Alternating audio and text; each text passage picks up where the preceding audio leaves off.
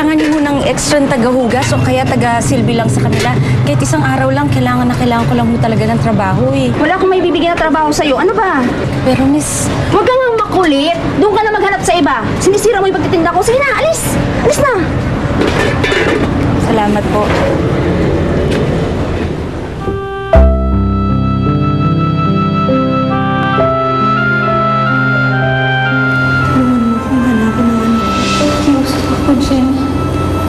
Tulungan mo ako.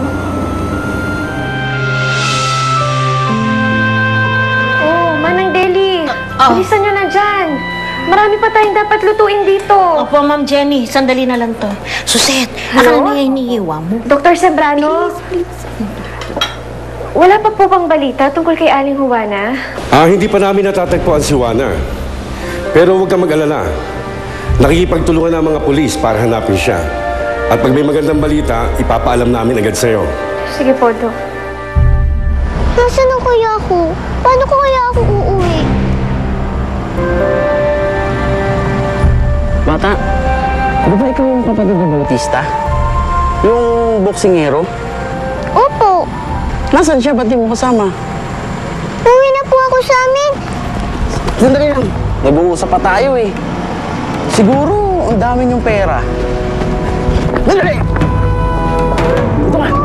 Sandali!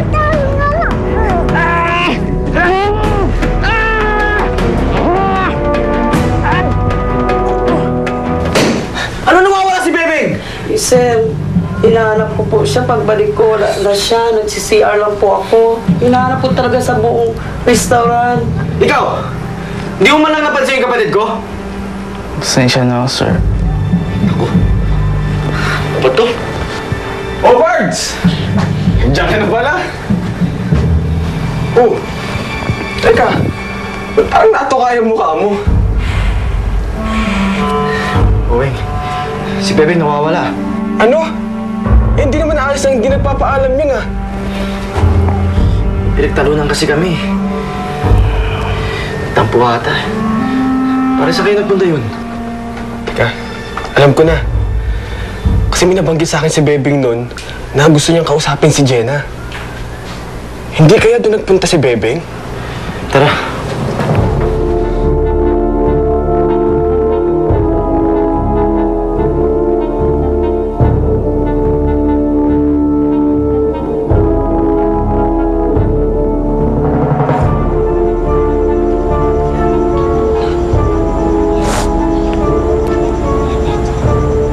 Kuya Benjo.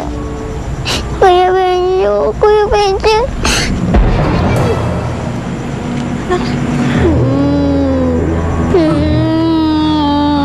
Huwag kang matakot.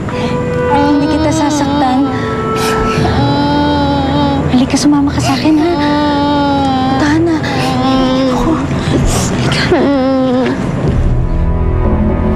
Mukhang ang sarap ang dinner natin tonight. At hindi ako magsasawa magluto basta para sa inyo ni Lolo. Ocho, Diyoso, patatabayin ka nito. Ma'am Jenny, excuse me po. May naghahanap po sa inyo. Sino ho, Manang?